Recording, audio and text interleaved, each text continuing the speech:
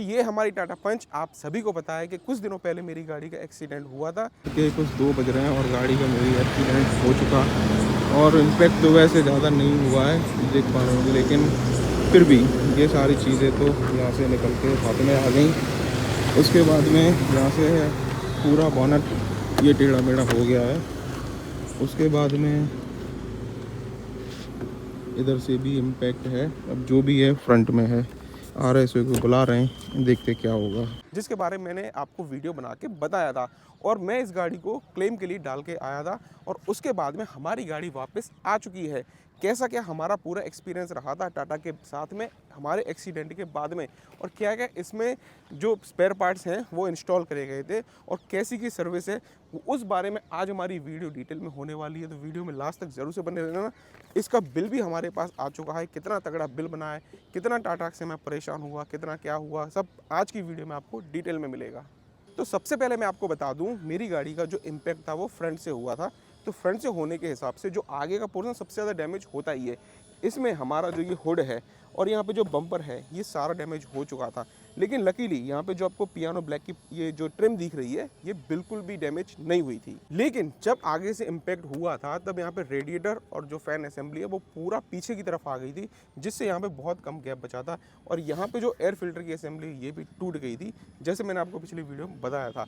तो पूरी air assembly हमारी नई गिर चुकी है। ये जो हुड है ये पूरा नया चेंज हो चुका है, इसमें बम्पर है वो भी चेंज हो चुका है और नीचे का प्लास्टिक वाला पार्ट वो भी चेंज हो चुका है। लेकिन हमारा जो ग्रिल वाला हिस्सा है और ये पियानो ब्लैक वाला हिस्सा है इसमें ऐसा कुछ खास डैमेज नहीं हुआ था। तो ये वही पुरानी चीज़ अभी इसमें इंस्टॉल करी गई है। और साथ में जैसा आप देख पा रहे हैं कि हेडलाइट भी नई गिर चुकी हैं, क्योंकि पिछली वाली हेडलाइट्स थी वो पूरी तरह से डैमेज हो गई थी। उनके जो पीछे से छोटे छोटे स्पेयर पार्ट्स होते हैं वो टूट गए थे, जिनको दोबारा इंस्टॉल करना नामुमकिन सा था, जो चेंज हो चुकी हैं। इसके बाद में आपको दिख पा रहा होगा कि सामने जो एसी का कंडेंसर है वो भी नया गिर गया है, क्योंकि भाई यहाँ पे जो आगे से इम्पैक्ट हुआ था तो एसी का कंडेंसर भी पूरी तरह से बेंड हो गया था और जिस वजह से एसी लॉस भी हो रहा था।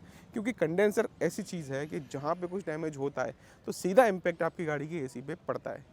लेकिन कंडेंसर के बाद में जो रेडिएटर सिस्टम है और उसके बाद में फैन सिस्टम है वो पूरी तरह से इंटैक्ट था, वहाँ पे ऐसी सच कोई प्रॉब्लम नहीं थी, तो वो भी एज इट इज़ है। और जैसा आप सभी को पता है कि टाटा की बिल्ड क्वालिटी बहुत अच्छी मानी जाती है और वाकई में वो बिल्ड क्वालिटी यहाँ पे अच्छी तरह से महसूस हुई, क्योंकि आप मान के चलो फ्रंट से इम्पैक्ट हो रहा है ये चीज़ जा रही, लेकिन यहाँ पे जो ब्लैक चीज़ है ये एज इट इज़ थी, इसमें ऐसा कुछ भी प्रॉब्लम नहीं आया था। लेकिन आज के इस वीडियो में मैं आपको ये बताना चाहूँगा कि ये जो पूरा समय था मेरा टाटा के साथ कैसा क्या बीता। अब देखिए, मैंने आपको वैसे पिछली बहुत सी वीडियो में बताया हुआ है सर्विस एक्सपीरियंस को लेके, और भी मेरी गाड़ी में कुछ छोटे मोटे इशू आए भी थे, उनको लेके मैंने सारी चीज़ें यूट्यूब पे आपको अच्छे से बताई हुई हैं। और ऐसे ही जब मैंने 22 तारीख को अपनी गाड़ी को सर्विस सेंटर में छोड़ा था बॉडी शॉप में, उसके बाद में जब मैं ये गाड़ी लेके आया उस दौरान ऐसा मुझे कोई कभी भी प्रॉब्लम बिल्कुल नहीं आया। और देखा जाए तो आगे से इस गाड़ी में देख के कोई ऐसा कह भी नहीं सकता कि इस गाड़ी में एक्सीडेंट हुआ भी था। अब मेरी ये चीज़ें इस गाड़ी के बारे में यूट्यूब पे अवेलेबल हैं, तो ईज़िली पता चल सकता है कि भाई ये गाड़ी का एक्सीडेंट हुआ था।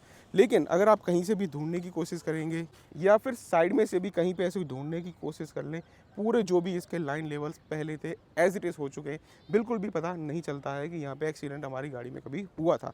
अब ये चीज़ें मैं आपको एक बार पहले भी बता चुका हूँ, फिर भी बताना चाहूँगा कि अगर हमारे पास कोई भी कंप्लेन आती है, जैसे हम किसी भी कंपनी से, किसी भी डीलरशिप से या कभी भी कंप्लेन के सिस्टम में बैठते हैं, तो वहाँ पे ऐसा नहीं होता है कि एक किसी डीलर की वजह से पूरी कंपनी ख़राब हो जाती है।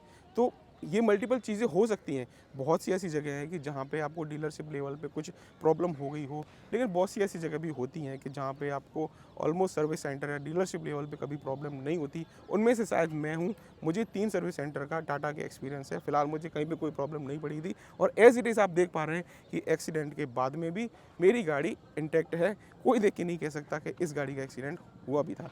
अब हम बात करते हैं इस गाड़ी में जो आया है वो बिल की। तो बिल मेरी गाड़ी में आया है टोटल 65,000 से भी ऊपर। मैं आपको एग्जैक्ट फिगर दिखा देता हूँ।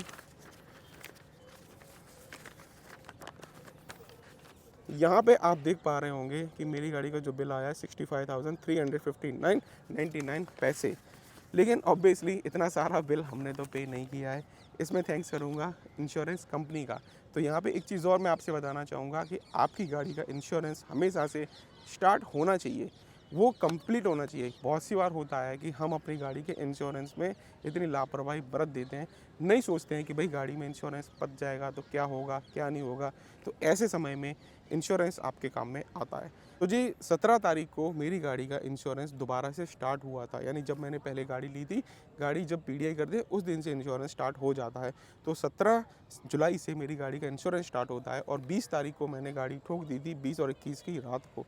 तो आप सिर्फ यहाँ पे देखिए कि अगर मेरा इंश्योरेंस 3 दिन जल्दी मैंने करवा लिया था, तो ये सारी चीज़ें मुझे केवल और केवल जो इसका फ़ाइल चार्ज होता है, नॉमिनल चार्ज होता है, केवल 999 रुपीज़, उसमें मेरा सारा सिस्टम हो गया।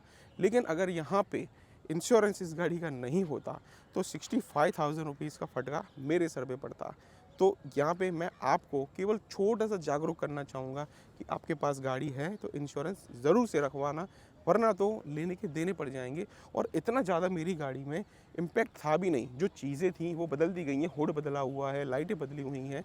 लेकिन बहुत से केस में देखा जाता है कि एक्सीडेंट इतने भयानक होते हैं कि वहाँ पे आगे से पूरी गाड़ी ख़त्म हो जाती है, पिलर्स ख़राब हो जाते हैं, जो रूफ़ है वो ख़त्म हो जाती है, यानी गाड़ी ऑलमोस्ट पूरी ज़ीरो पे आ जाती है। तो ऐसे समय में इंश्योरेंस आपके लिए बहुत काम में आएगा। तो जी आज की छोटी सी वीडियो थी केवल इतना बताने के लिए कि टाटा के साथ जो मेरा एक्सपीरियंस था वो, और इतना आपको बताने के लिए कि आपकी गाड़ी है तो इंश्योरेंस ज़रूर से रखना, बहुत ज़्यादा आपको काम में आएगा, वरना पछताना पड़ सकता है। मिलते अगली किसी वीडियो में। अच्छा लगा तो सब्सक्राइब करना।